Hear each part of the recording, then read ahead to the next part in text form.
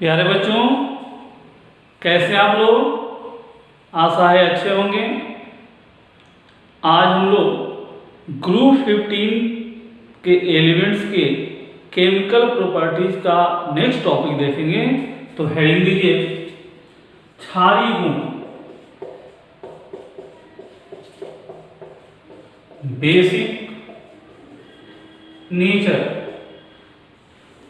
हम लोग ग्रुप 15 के एलिमेंट्स के हाइड्राइड के बारे में पढ़ रहे हैं, उनका क्षारीय गुण देख रहे हैं। अब जैसे मान लीजिए ग्रुप 15 के एलिमेंट्स के हाइड्राइड में हम अमोनिया की बात करें।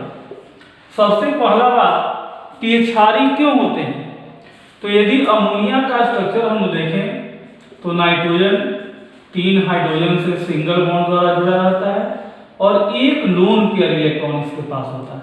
ठीक है। और लेविस थ्योरी के अनुसार जो इलेक्ट्रॉन पेयर दे सकता है वह लेविस बेस कहलाता है। Electron pair donors are Lewis bases while electron pair acceptors are Lewis acid. Electron युग्म ग्रहण करने वाला लेविस एसिड होता है और इलेक्ट्रॉन युग्म प्रदान करने वाला लेविस बेस होता है। तो इलेक्ट्रॉन युग्म प्रदान कौन करेगा? तो जिसके पास लोन पेयर इलेक्ट्रॉन हो वह इलेक्ट्रॉन युग्म प्रदान कर सकता है। अब यहाँ अमोनिया में नाइट्रोजन के पास ये लोन पेयर इलेक्ट्रॉन है और ये लोन पेयर इलेक्ट्रॉन, इसको कहा जाता है लोन पेयर इलेक्ट्रॉन। यह लोन पेयर इलेक्ट्रॉन किसी को दे सकता है और दे सकता है, इसलिए लेविस बेस हो गया। तो इस ग्रुप के जितने भी तत्वों के हाइड्राइड्स होते हैं, फास्फोरस, इसमें भी pH3 में भी फास्फोरस के पास लोन पेयर होता है, यहाँ भी लोन पेयर है। AsH3 में भी आर्सेनिक के पास लोन पेयर है। SbH3 में भी एंटीमनी के पास लोन पेयर है। यहाँ BiH3 में भी बिस्मथ के पास लोन पेयर है। तो इन सबके पास लोन पेयर इलेक्ट्रॉन है और लोन पेयर इलेक्ट्रॉन है तो ये प्रदान कर सकते हैं, इसलिए लेविस बेस की तरह व्यवहार करते हैं। तो ये क्वेश्चन पूछा जाता है कि अमोनिया लेविस बेस क्यों है? क्योंकि अमोनिया में नाइट्रोजन परमाणु के पास लोन पेयर इलेक्ट्रॉन है जो किसी को प्रदान कर सकता है और जो इलेक्ट्रॉन प्रदान करता है वह लेविस बेस होता है। इसलिए अमोनिया तथा इस ग्रुप के अन्य तत्वों के जितने भी हाइड्राइड्स हैं ये लेविस बेस की तरह व्यवहार करते हैं। तो हम लोग लिख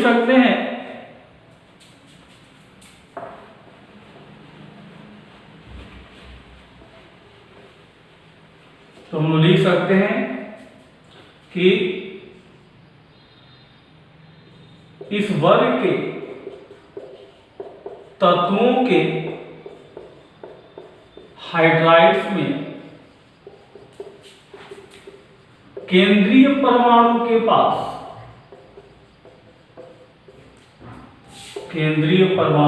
पास लोन पेयर इलेक्ट्रॉन की उपस्थिति के कारण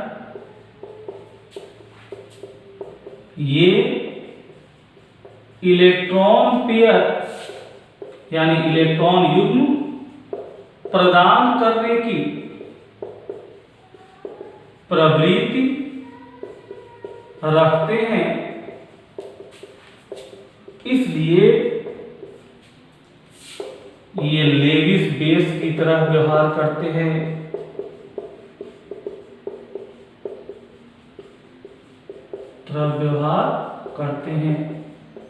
क्लियर हो गया? देखिए अच्छा से दिखाई दे रहा है कि नहीं आप लोगों को? ठीक है, वेरी गुड। इस वर्ग के तत्वों के हाइड्राइड्स में केंद्रीय परमाणु के पास लोन पेयर इलेक्ट्रॉन की उपस्थिति के कारण ये इलेक्ट्रॉन पेयर यानी इलेक्ट्रॉन युग्म प्रदान करने की प्रवृत्ति रखते हैं, इसलिए लेविस बेस की तरह व्यवहार करते हैं। क्वेश्चन आता है कि अमोनिया लेविस बेस है कैसे? ये क्वेश्चन पूछा जाता है। या ऐसे भी आता है कि अमोनिया क्षारीय होता है क्यों? ऐसे भी क्वेश्चन आता है। तो क्या आंसर देंगे? आंसर अभी आपको बताया गया कि अमोनिया में नाइट्रोजन परमाणु के पास लोन पेयर इलेक्ट्रॉन होता है, ये क्या कहलाता है? Lone pair electron. और लोन पेयर इलेक्ट्रॉन होता है तो यह किसी को लोन पेयर दे सकता है और जो लोन पेयर दे सकता है वह क्या होता है, क्षारीय होता है। तो क्या लिखेंगे यदि इसका आंसर लिखना हो तो अमोनिया में नाइट्रोजन परमाणु के पास लोन पेयर इलेक्ट्रॉन की उपस्थिति के कारण यह इलेक्ट्रॉन युग्म प्रदान करने की प्रवृत्ति रखता है, इसलिए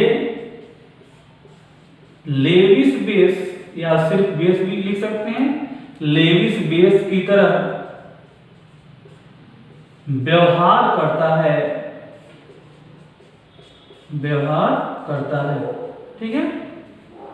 अमोनिया में नाइट्रोजन परमाणु के पास लोन पेयर इलेक्ट्रॉन की उपस्थिति के कारण यह इलेक्ट्रॉन युग्म प्रदान करने की प्रवृत्ति रखता है, इसलिए लेविस बेस की तरह व्यवहार करता है। तो चलिए इसको नोट कर लीजिए, मिटाते हैं इसको।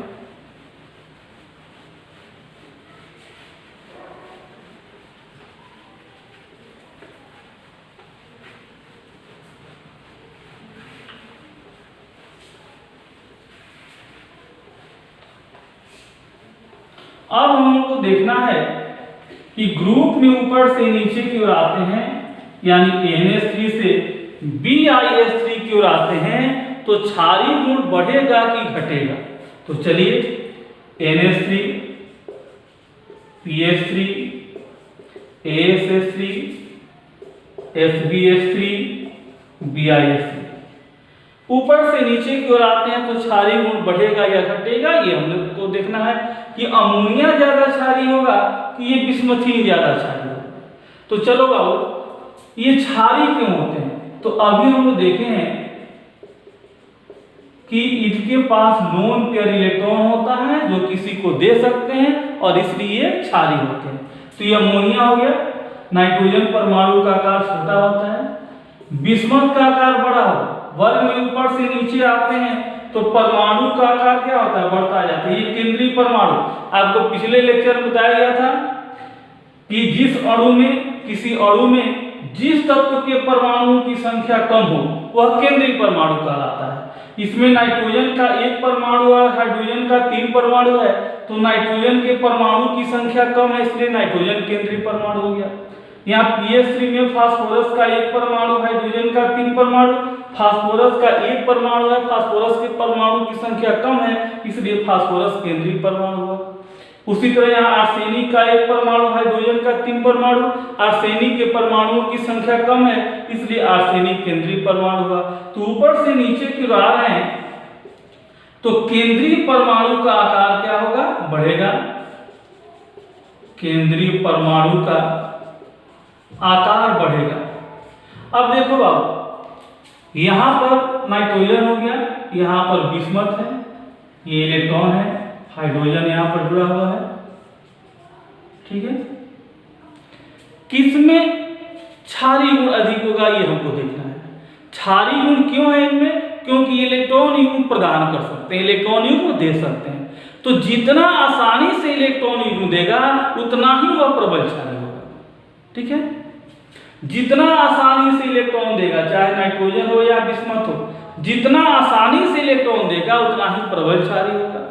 अब प्रश्न ये है कि कैसे पता चलेगा कि कौन आसानी से इलेक्ट्रॉन देगा। तो देखो बाबू यहाँ पर इलेक्ट्रॉन जो है कम क्षेत्र में है, क्योंकि परमाणु का आकार छोटा है, और यहाँ उतने ही इलेक्ट्रॉन अधिक क्षेत्र में फैले हैं। तो यहाँ इलेक्ट्रॉन नजदीक होंगे, और इलेक्ट्रॉन जब यहाँ नजदीक होंगे तो इलेक्ट्रॉन के बीच विकर्षण ज्यादा होगा, और इलेक्ट्रॉन के बीच जितना ज्यादा इलेक्ट्रॉन जब नजदीक होंगे, इलेक्ट्रॉन यदि नजदीक हैं तो विकर्षण ज्यादा होगा तो दूर भागेंगे मतलब जल्दी ये दूर होना चाहेंगे, जल्दी ये इलेक्ट्रॉन त्याग सकते हैं, इलेक्ट्रॉन दे सकते हैं। लेकिन यदि इलेक्ट्रॉन दूर होंगे तो विकर्षण कम होगा तो ये जल्दी निकल नहीं पाएंगे। यानी कहने का मतलब जिस परमाणु में इलेक्ट्रॉन नजदीक होंगे उनमें विकर्षण ज्यादा होगा, ये दूर भागना चाहेगा, इसलिए आसानी से इलेक्ट्रॉन का त्याग कर सकता है। और इसमें डेंसिटी यहाँ पर परमाणु का आकार चूंकि बड़ा है इसलिए इलेक्ट्रॉन का घनत्व कम होगा, इलेक्ट्रॉन नजदीक नजदीक ना होकर के दूर दूर होंगे, दूर दूर होंगे तो विकर्षण कम होगा, विकर्षण कम होगा तो जल्दी दूर भागना नहीं चाहेंगे, विकर्षण होता है तो एक दूसरे से दूर भागता है। जैसे दो चीजों के बीच, जो आदमी के बीच विकर्षण हो, दो आदमी के बीच झगड़ा हो तो एक दूसरे के करीब नहीं आना चाहेगा, उसी तरह दो इलेक्ट्रॉन के बीच विकर्षण हो तो एक दूसरे से दूर भागना चाहेगा, करीब रहना नहीं चाहेगा, और दूर भागना ही इलेक्ट्रॉन त्यागने की प्रवृत्ति होगी। यानी कहने का मतलब परमाणु का आकार जितना छोटा होगा उतना ही इलेक्ट्रॉन अधिक होंगे, इलेक्ट्रॉन अधिक होंगे तो उनके बीच विकर्षण ज्यादा होगा, विकर्षण ज्यादा होगा तो एक दूसरे से दूर भागेंगे और इस तरह इलेक्ट्रॉन त्यागने की प्रवृत्ति अधिक होगी, इलेक्ट्रॉन आसानी से प्रदान करेगा। लेकिन यदि विकर्षण कम होगा, परमाणु का आकार यदि बड़ा होगा तो इलेक्ट्रॉन ज्यादा क्षेत्र में फैले होंगे, इलेक्ट्रॉन का घनत्व कम होगा, और इलेक्ट्रॉन का घनत्व कम होगा तो विकर्षण कम होगा, विकर्षण कम होगा तो जल्दी दूर नहीं भागेंगे, इलेक्ट्रॉन त्यागने की प्रवृत्ति, इलेक्ट्रॉन प्रदान करने की प्रवृत्ति कम हो जाएगी, इसलिए क्षारीय गुण कम हो जाएगा। तो परमाणु का आकार बढ़ेगा तो यहां हम लिख सकते हैं कि इलेक्ट्रॉन का घनत्व घटेगा। जैसे परमाणु का आकार यहाँ छोटा है कि इलेक्ट्रॉन कम क्षेत्र में फैला है इसलिए घनत्व ज्यादा, कम क्षेत्र में फैलेगा तो ज्यादा घन होगा, घनत्व ज्यादा होगा। यहाँ ज्यादा क्षेत्र में फैला है तो घनत्व क्या होगा, कम होगा, तो इलेक्ट्रॉन का घनत्व घटता जाएगा। इलेक्ट्रॉन का घनत्व घटेगा तो इलेक्ट्रॉन के बीच विकर्षण घटेगा, इलेक्ट्रॉन के बीच विकर्षण घटेगा, और इलेक्ट्रॉन के बीच विकर्षण घटेगा तो इलेक्ट्रॉन प्रदान करने की प्रवृत्ति घटेगी,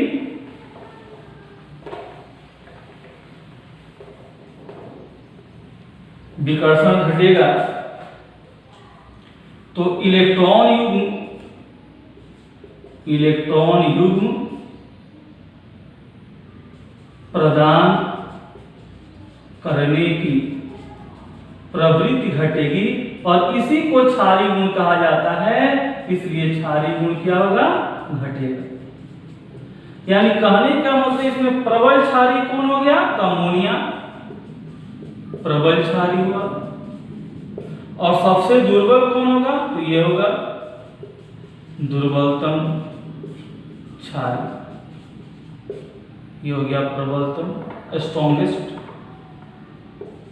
प्रबलतम। ठीक है, तो अमोनिया प्रबलतम यानी स्ट्रॉन्गेस्ट बेस हो गया, और ये सबसे कमजोर हो गया दुर्बलतम। तो हम लोग क्या लिखेंगे कि वर्ग में ऊपर से नीचे की ओर आने पर, वर्ग में ऊपर से नीचे की ओर आने पर केंद्रीय परमाणु का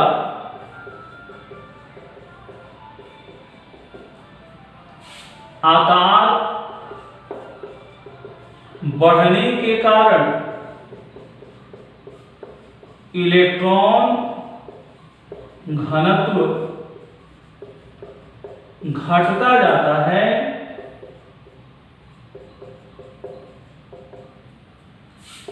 जिसके कारण इलेक्ट्रॉन युग्म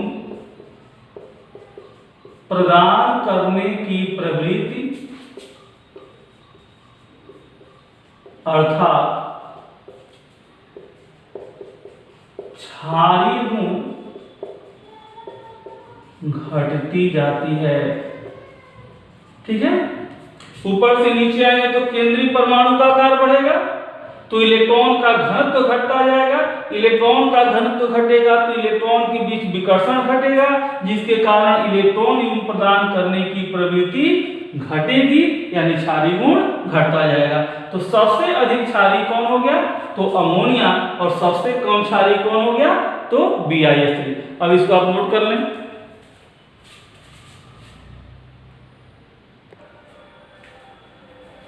अब हम लोग देखते हैं तापीय अस्थायित्व, थर्मल स्टेबिलिटी।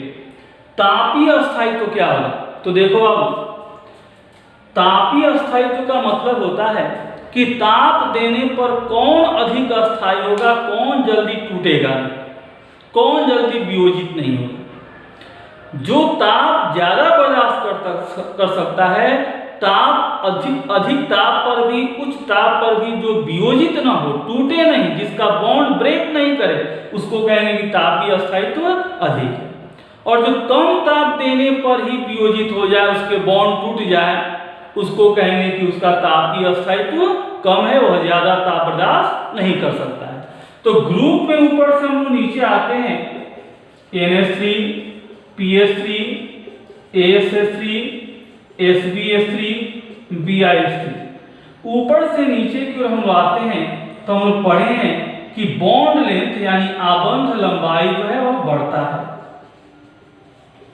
पिछले लेक्चर में पढ़ाया गया था कि ग्रुप में ऊपर से नीचे आएंगे तो बॉन्ड की लंबाई क्या होगी, बढ़ेगी। आपको बताया गया कि जैसे मान लीजिए नाइट्रोजन, बॉन्ड लेंथ क्या होता है, तो ये दो परमाणु कोवलेंट बॉन्ड द्वारा जुड़े हैं, नाइट्रोजन और हाइड्रोजन, तो दोनों के नाभिकों के बीच की दूरी क्या कहलाता है, बॉन्ड लेंथ कहलाता है। ये आपको बताया जा चुका है।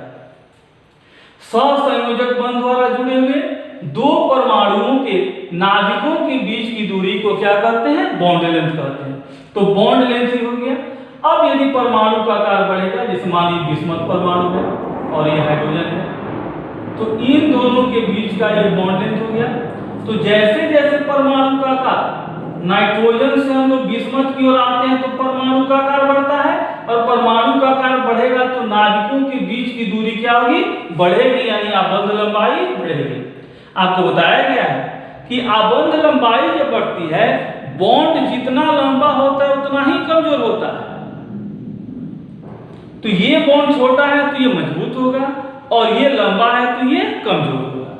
यानी बॉन्ड का जो स्ट्रेंथ है, आबंध प्रबलता जिसको कहा जाता है, वो ऊपर से नीचे की ओर आएंगे तो क्या होगा, घटेगा।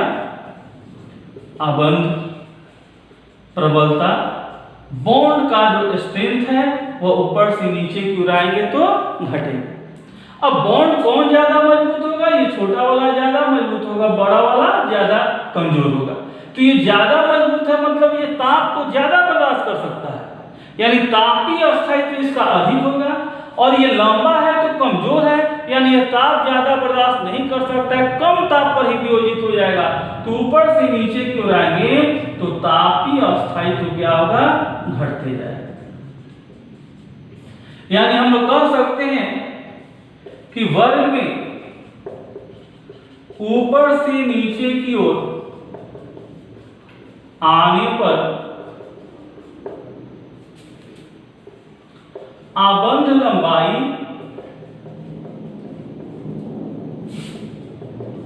बढ़ने के कारण हाइड्राइडों का तापीय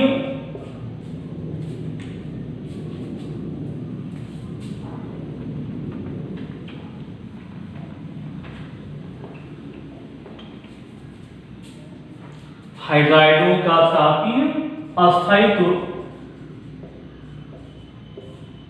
घटता जाता है, घटता जाता है। यानी सबसे ज्यादा स्टेबल कौन होगा, तो अमोनिया मोस्ट स्टेबल, सबसे ज्यादा अस्थायी। और सबसे कम कौन होगा, तो BiH3 लिस्ट स्टेबल, यानी सबसे कम अस्थायी। या सबसे अधिक अस्थायी हो गया अमोनिया, और सबसे कम अस्थायी कौन हो गया, तो BiH3। क्लियर हुआ। तापीय अस्थायित्व मतलब ताप के प्रति अस्थायी, अधिक ताप पर जो अस्थायी रहे, अधिक ताप जो बर्दाश्त कर सके, अधिक ताप पर भी जो वियोजित ना हो सके, टूट नहीं सके, उसका तापीय अस्थायित्व अधिक होता है। और जो कम ताप पर ही वियोजित हो जाए, कम ताप पर ही टूट जाए जिसका बॉन्ड, उसका तापीय अस्थायित्व कम होता है, वह ज्यादा ताप बर्दाश्त नहीं कर सकता है। तो ये डिपेंड करता है बॉन्ड की लंबाई पर। ऊपर वाले का बॉन्ड लेंथ छोटा होगा, NH3 से हम लोग NH हो गया और यह BiH हो गया, इसका बॉन्ड छोटा होगा तो मजबूत होगा, मजबूत होगा इसलिए ज्यादा ताप बर्दाश्त कर सकता है, इसका तापीय अस्थायित्व अधिक होगा। यह बॉन्ड लंबा है इसलिए कमजोर होगा, बॉन्ड कमजोर होगा तो ज्यादा ताप बर्दाश्त नहीं कर सकता है, यानी उसका तापीय अस्थायित्व कम होगा। यानी ऊपर से नीचे की ओर आएंगे तो बॉन्ड लेंथ आबंध लंबाई बढ़ने के कारण तापीय अस्थायित्व क्या होगा, घटता जाएगा। चलिए इसको नोट कर लीजिए। तो देखते हैं अपचायक गुण। अब देखिए अपचायक गुण क्या होता है। तो अपचायक गुण होता है, अपचायक को कहा जाता है रिड्यूसिंग एजेंट। रिड्यूसिंग एजेंट जो होता है, आप लोग पढ़े होंगे 11th में ऑक्सीडेशन रिडक्शन रिडॉक्स रिएक्शन, उसमें आपको अपचायक उपचायक रिड्यूसिंग एजेंट ऑक्सीडाइजिंग एजेंट बताया गया था। तो पहले अपचायक के बारे में थोड़ा सा देखें क्या होता है। अपचायक यानी इंग्लिश में कहा जाता है reducing agent. Reducing agent, reducing agent वे होते हैं जिनका ऑक्सीडेशन होता है, ऑक्सीकरण होता है, ठीक है। रिड्यूसिंग एजेंट उनको कहते हैं जो ऑक्सीजन ग्रहण करते हैं। ऑक्सीजन क्या करते हैं? ग्रहण करते हैं। हाइड्रोजन का त्याग करते हैं, हाइड्रोजन का त्याग करते हैं। ये रिड्यूसिंग एजेंट के बारे में आप नोट कर लेंगे, पढ़े भी हैं आप लोग। जो हाइड्रोजन देगा वह रिड्यूसिंग एजेंट, जो ऑक्सीजन लेगा ग्रहण करेगा वह रिड्यूसिंग एजेंट, जिसका ऑक्सीडेशन होगा वह रिड्यूसिंग एजेंट, ठीक है। ऑक्सीजन का योग और हाइड्रोजन का त्याग, ऑक्सीजन का ग्रहण या योग भी कह सकते हैं। तो अब इस वर्ग के जो तत्व हैं, इनके जो हाइड्राइड की हम बात करें, इनके हाइड्राइडों के अपचायक गुण की बात करें, तो हाइड्राइड मतलब इनमें हाइड्रोजन है, और हाइड्रोजन है तो ये क्या करेगा? हाइड्रोजन का त्याग करेगा। तो हाइड्रोजन का त्याग ये करते हैं, हाइड्रोजन ये दे सकते हैं, इसलिए अपचायक होते हैं। अब हमको देखना है कि कौन प्रबल अपचायक होगा और कौन दुर्बल अपचायक होगा। तो ये अपचायक क्यों है? तो हाइड्रोजन का त्याग करने की प्रवृत्ति के कारण ये अपचायक की तरह व्यवहार करते हैं, अपचायक की तरह व्यवहार करते हैं, ठीक है। क्यों अपचायक की तरह व्यवहार करते हैं? क्योंकि ये हाइड्रोजन का त्याग कर सकते हैं। हाइड्रोजन का त्याग क्यों करते हैं? क्योंकि इनमें हाइड्रोजन है। जैसे NH3, PH3, ASH3, SBH3 और BiH3 की बात करें, कौन हाइड्रोजन आसानी से देगा?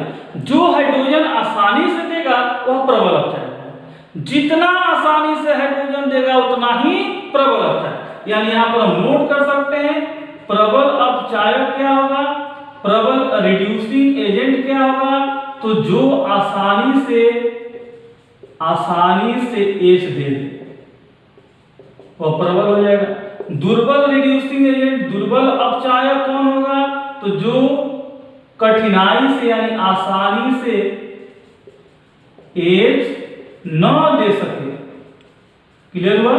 बिल्कुल क्लियर कंसेप्ट होना चाहिए। आसानी से हाइड्रोजन जो दे दे, हाइड्रोजन आसानी से जो दे सके वह क्या हो गया? प्रबल अपचायक हो गया। और दुर्बल अपचायक कौन हो गया? जो आसानी से हाइड्रोजन ना दे सके। अब हाइड्रोजन आसानी से कौन देगा? तो जिसमें बॉन्ड आसानी से टूट जाएगा, जैसे यहाँ पर कौन बॉन्ड है? NH, यहाँ पर PH, यहाँ पर ASH, यहाँ पर SBH और यहाँ पर BiH। जिसका ये बॉन्ड आसानी से टूटेगा वही आसानी से H देगा। अब बॉन्ड किसका आसानी से टूटेगा ये आप लोगों को बताया जा चुका है बाबू। कौन बॉन्ड आसानी से टूटेगा और कौन कठिनाई से टूटेगा। तो देखिए ऊपर से नीचे की ओर आएंगे तो आबंध लंबाई बढ़ता है, आबंध लंबाई बढ़ता है। और आपको बताया गया कि बॉन्ड जितना लंबा होगा उतना ही कमजोर होगा, उतना ही जल्दी वियोजित होगा। यानी ऊपर से नीचे की ओर हम लोग आएंगे तो आबंध वियोजन ऊर्जा जो है, बंध वियोजन ऊर्जा घटेगी। बॉन्ड जितना लंबा होगा उतना ही तोड़ना आसान होता है, उतना ही तोड़ने के लिए कम ऊर्जा की आवश्यकता होती है। और बॉन्ड को तोड़ने के लिए जितनी ऊर्जा की आवश्यकता होती है वह बंध वियोजन ऊर्जा कहलाता है। आपको बताया जा चुका पिछले लेक्चर में कि आबंध लंबाई बढ़ेगी तो बंध वियोजन ऊर्जा क्या होगी? घटेगी। तो चलिए कॉल आगे थोड़ा सा डिस्टर्ब कर दिया था, देखते हैं आगे। आबंध लंबाई बढ़ रही है तो बंध वियोजन ऊर्जा क्या होगी? घटेगी। और बंध जितना आसानी से टूटेगा, बंध वियोजन ऊर्जा घटने का मतलब कि बॉन्ड को तोड़ने के लिए कम ऊर्जा की आवश्यकता पड़ेगी। बॉन्ड जितना आसानी से टूटेगा उतना ही हाइड्रोजन त्यागने की या हाइड्रोजन प्रदान करने की प्रवृत्ति बढ़ेगी और इसी को कहा जाता है अपचायक गुण। तो अपचायक गुण क्या होगा? बढ़ेगा। एक बार फिर से देखिए, बॉन्ड ये देखिए नाइट्रोजन और हाइड्रोजन के बीच ये बॉन्ड है, ये सबसे छोटा होगा क्योंकि नाइट्रोजन परमाणु का आकार छोटा होता है, और यह हो गया बिस्मथ हाइड्रोजन के बीच का बॉन्ड जो सबसे लंबा होगा। अब बॉन्ड जितना आसानी से टूटेगा, ये बॉन्ड जितना आसानी से टूटेगा उतना ही हाइड्रोजन जल्दी निकलेगा, ये भी बॉन्ड जितना आसानी से टूटेगा उतना ही हाइड्रोजन जल्दी से निकलेगा। और बॉन्ड कौन आसानी से टूटेगा? तो आपको बताया गया है कि बॉन्ड यदि छोटा होता है तो मजबूत होता है और बॉन्ड बड़ा होता है तो कमजोर होता है। तो ये बॉन्ड बड़ा है तो कमजोर होगा, जल्दी टूटेगा, इसलिए H जल्दी निकलेगा और H आसानी से निकलेगा, मतलब यह प्रबल अपचायक होगा। यहाँ बॉन्ड छोटा है इसलिए मजबूत है तो ये जल्दी नहीं टूटेगा, जल्दी नहीं टूटेगा तो H आसानी से नहीं निकल पाएगा, इसलिए दुर्बल अपचायक हो जाएगा। यानी NH3 जो है यह हो गया दुर्बल अपचायक, और इसमें BiH3 जो होगा ये सबसे प्रबल हो जाएगा, यानी इसको प्रबलतम कह सकते हैं, प्रबलतम अपचायक। तो ये हम लोग देखें अपचायक के बारे में, यानी हम लोग कह सकते हैं कि वर्ग में ऊपर से नीचे की ओर आएंगे तो आबंध लंबाई बढ़ने के कारण तथा बंध वियोजन ऊर्जा घटने के कारण हाइड्रोजन प्रदान करने की प्रवृत्ति बढ़ती जाएगी, इसलिए अपचायक गुण क्या होगा? बढ़ते जाएगा। तो चलिए इसको नोट कर लेते हैं।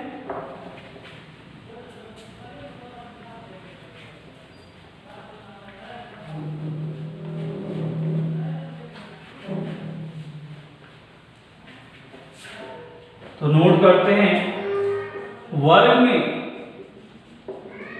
ऊपर से नीचे की ओर आने पर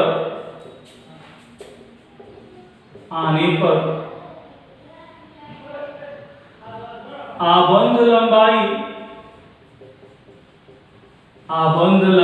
बढ़ने तथा बंध वियोजन ऊर्जा घटने के कारण हाइड्रोजन प्रदान करने की प्रवृत्ति अर्थात अपचायक गुण बढ़ता जाता है, अपचायक गुण बढ़ता जाता है। ठीक है, ये हो गया आपका दुर्बलतम, इसको कह सकते हैं दुर्बलतम, सबसे कमजोर है,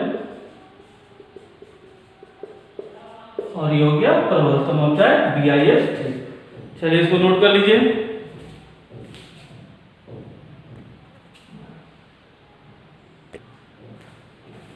चलिए तो अब हम लोग देखते हैं क्वथनांक बॉइलिंग पॉइंट के बारे में। तो देखो बाबू, बहुत इंपॉर्टेंट है बॉइलिंग पॉइंट इस ग्रुप के तत्वों के हाइड्राइडों का। अब देखिए, आप इसको देखिए, NH3 का बॉइलिंग पॉइंट 238.5 केल्विन, PH3 का 185.5 केल्विन, ASH3 का 210.6 केल्विन, SbH3 का 254.6 केल्विन एंड BiH3 का 290 केल्विन। इसमें आप देख सकते हैं कि ऑर्डर यदि देखा जाए तो सबसे कम किसका है? PH3 का, इससे अधिक ASH3 का,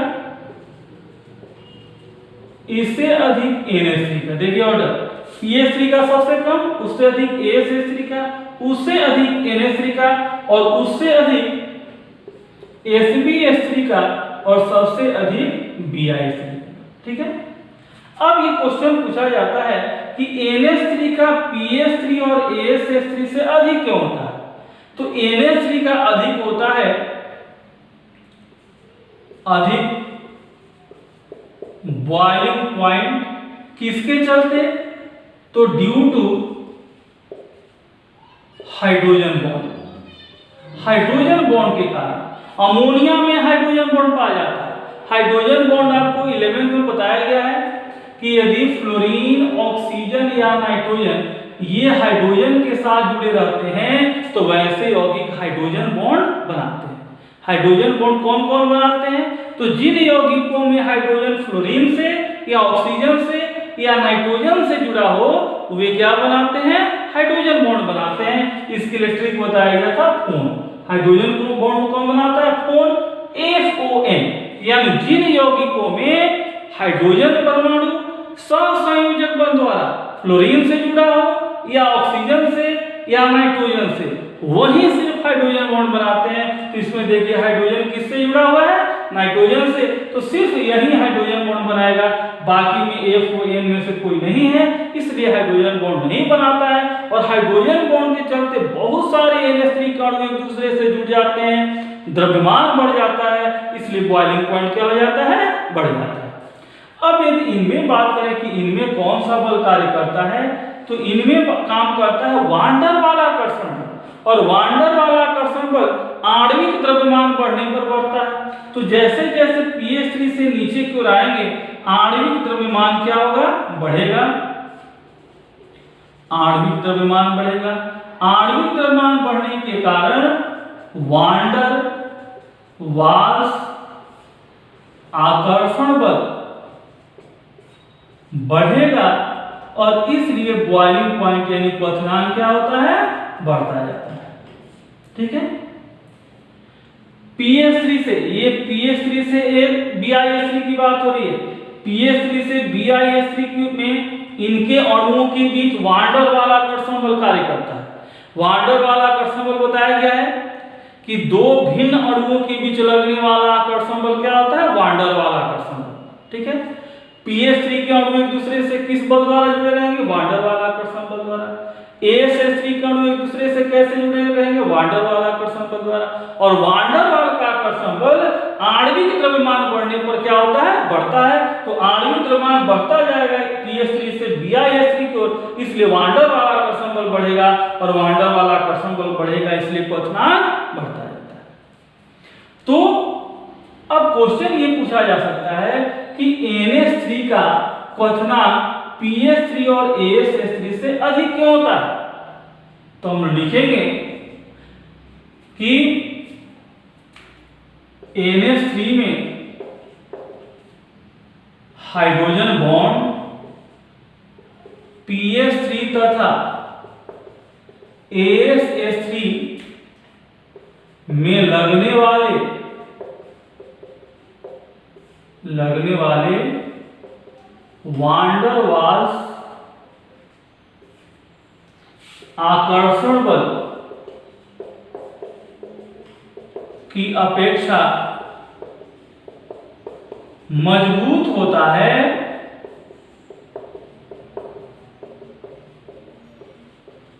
इसलिए NH3 का बॉइलिंग पॉइंट pH3 तथा ASH3 से अधिक होता है। क्लियर? NH3 में जो हाइड्रोजन बॉन्ड है यह pH3 और AH3 में लगने वाले वान डर वाल्स आकर्षण बल की अपेक्षा मजबूत होता है, इसलिए NH3 का बॉइलिंग पॉइंट pH3 और ASH3 से अधिक होता है। ठीक है, इससे अधिक होता है। अब यही क्वेश्चन आ सकता है कि NH3 का बॉइलिंग पॉइंट SbH3 और BiH3 से कम क्यों होता है? इसका देखिए इन दोनों से कम है। तो वही चीज है कि इसमें जो हाइड्रोजन बॉन्ड लगेगा इनमें जो वान डर वाल आकर्षण बल लगता है यह इसके हाइड्रोजन बॉन्ड से ज्यादा मजबूत होता है, इसलिए इसका बॉइलिंग पॉइंट इससे अधिक होता है। तो चलिए ये भी हम लोग नोट कर लेते हैं।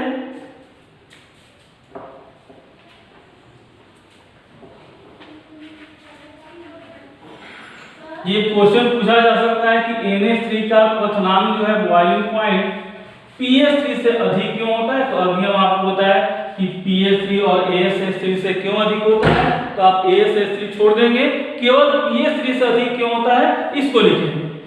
अब Sb(H3) और Bi(H3) से कम क्यों होता है? तो लिखेंगे NH3 में हाइड्रोजन बॉन्ड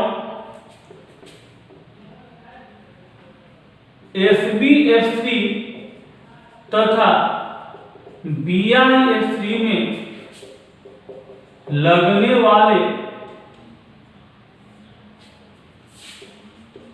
वांडर वाल्स आकर्षण बल से कमजोर होता है,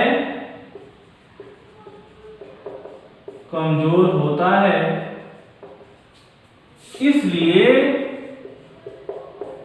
NH3 का बॉइलिंग पॉइंट यानी क्वथनांक Sb(H3) तथा Bi(H3) से कम होता है।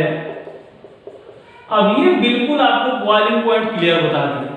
क्वेश्चन है कि NH3 का pH3 से बॉइलिंग पॉइंट क्यों अधिक होता है? तो NH3 में हाइड्रोजन बॉन्ड पाया जाता है, जबकि pH3 में हाइड्रोजन बॉन्ड नहीं पाया जाता है, इसलिए NH3 में जो लगने वाला हाइड्रोजन बॉन्ड है वो pH3 में लगने वाले वांडर वाला आकर्षण बल की अपेक्षा मजबूत होता है, इसलिए NH3 का क्वथनांक pH3 से या pH3 और SH3 से अधिक होता है, जो अभी आपको दिखाया गया है। NH3 का Sb(H3) और Bi(H3) से कम क्यों होता है? तो इसका भी रीजन लिख दिए कि NH3 में जो हाइड्रोजन बॉन्ड है Sb(H3) और Bi(H3) में लगने वाले वांडर वाला आकर्षण बल की अपेक्षा कमजोर होता है, इसलिए NH3 का बॉइलिंग पॉइंट इन दोनों से कम होता है। ऑर्डर आपका ये होगा, pH3 SH3 से NH3 का अधिक होगा, लेकिन इन दोनों से कम होगा। तो ये हम लोग देखें ग्रुप 15 के तत्वों के हाइड्राइडों के बारे में। अब पिछले लेक्चर में कुछ क्वेश्चन पूछे गए थे, उसका आंसर देखेंगे और आज के लेक्चर पर आधारित कुछ क्वेश्चन।